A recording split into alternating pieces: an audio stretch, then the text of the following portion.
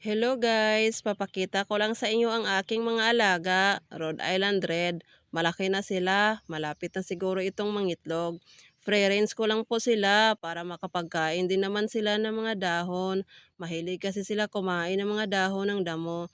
Di sila katulad sa native chicken, tsaka may kalakihan din sila kaysa native chicken. Don't mind na lang sa paligid kasi di pa yan nalinisan ang mga palwa ng niyog. Pangsaing namin yan.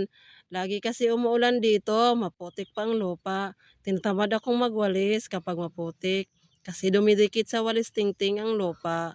Pero sinimulan ko na yung linisin ang palwa, hindi pa lang natapos kasi naisipan kong mag-video muna. Tsaka di pa nakuhaan ng shell ang mga bao ng niyog.